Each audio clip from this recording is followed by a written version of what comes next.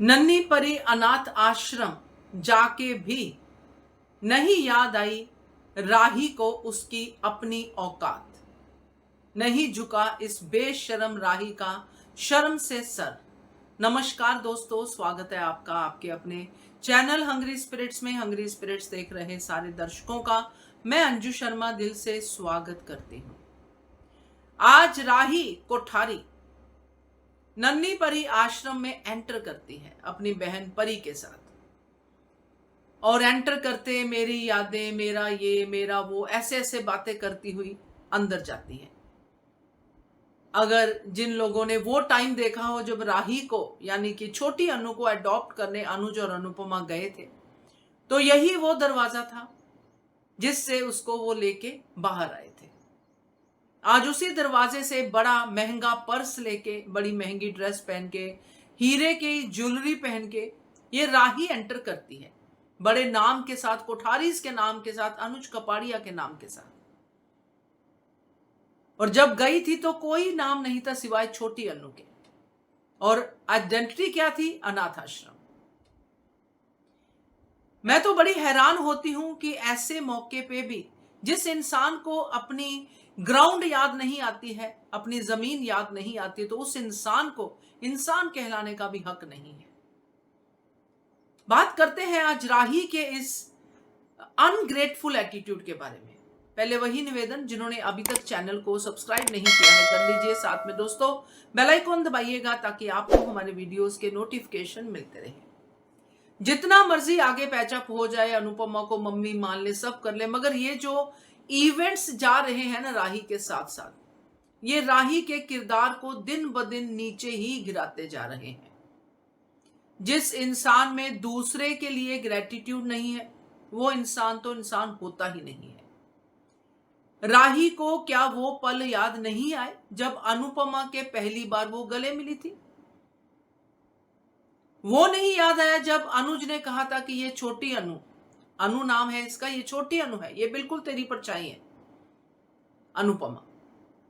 क्या राही का आज ये कहना कि यहीं से मेरे पॉप मुझे लेके गए थे, क्या उसको अपनी मम्मी याद नहीं आई? क्या अगर मम्मी नहीं कहती तो पॉप लेके ही नहीं जाते? पॉप ने मम्मी को कहा और मम्मी ने कहा मुझे 3 दिन का समय चाहिए, मैं सोच के आपको बताती हूं। उसने किया अपने आप को तैयार, और फिर ये राही अडॉप्ट हुई। राही पॉप के भी गले मिली, मम्मी के भी गले मिली। पॉप तो कब का तुम्हें छोड़ छाड़ के चले गए, पॉप ने तुम्हारे लिए किया ही क्या, सिवाय उन 5 सालों में जो कुछ अनुज ने किया राही के लिए, ये आध्या के लिए, वही 5 साल थे। बचपन से लेके 13 साल की 8 साल के लिए जो भी कुछ किया अनुज ने किया। उसके बाद अनुज कहां थे?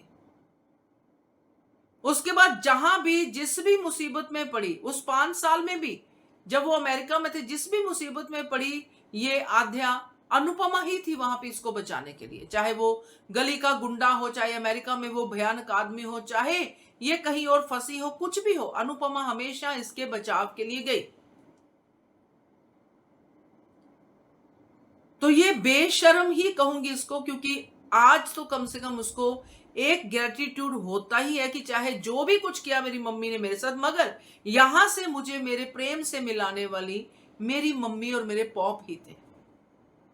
आज मैं जहां पे खड़ी हूं, इतना बड़ा पर्स लेके, इतने पैसे जेब में लेके, ये सिर्फ और सिर्फ उन पेरेंट्स के वजह से है जिन्होंने मुझे यहां से बाहर का रास्ता दिखाया, तरक्की का रास्ता दिखाया। बड़ी हैरानी होती है क्योंकि जब अनुज ने ये बात कही थी, राही जब छोटी थी, छोटी अनु थी, और वो थैंक यू कहती थी, और अनुपमा हैरान होती थी कि इतनी छोटी सी बच्ची। तो अनुज ने कहा था कि आश्रम में हमें सबसे पहले शब्द थैंक यू ही सिखाते हैं, मतलब ग्रेटिट्यूड सिखाते हैं, मगर इसके अंदर ग्रेटिट्यूड का कोई भी लेटर है नहीं है।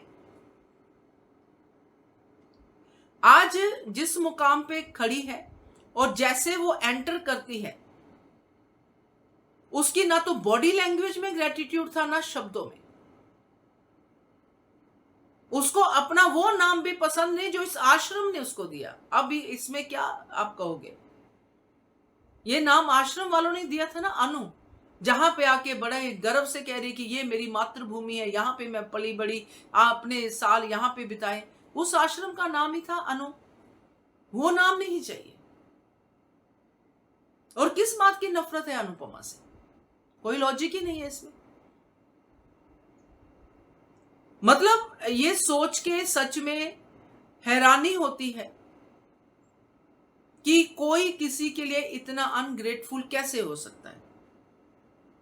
कभी तो ज़मीर की आवाज आती है, कभी तो अंदर से निकलती है आवाज कि ये वो जगह है, अगर मैं भी यहीं पे होती, क्योंकि आफ्टर ए सर्टन एज अनाथाश्रम वाले भी एडॉप्शन नहीं करते हैं, वो भी वहीं पे लड़कियों का पालन पोषण करके उनकी शादी करके उनको भेज देते हैं, जो भी सही लड़का मिलता है।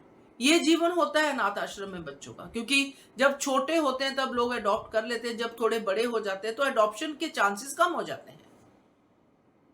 तो अगर यहीं पड़ी रहती तो ऐसे ही होता, कहीं किसी जगह पे उसका पालन पोषण। मगर अपनी चॉइस के साथ जी उन पेरेंट्स के साथ जिन्होंने इस जगह से उसको बाहर की दुनिया दिखाई।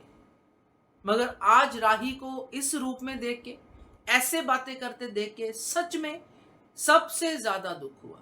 और आई एम वेरी श्योर कि यहां पे राही अगर अनुपमा से मिलती है, क्योंकि अब पंडित जी का भी वहां पे आना जाना शुरू हो गया है अनुपमा के साथ, तो यहीं पे इसी आश्रम में जहां पे राही यानी छोटी अनु को अनुपमा ने गले लगाया था, यहीं पे वो अनुपमा को धक्का भी देगी, वो भी पंडित जी के सामने।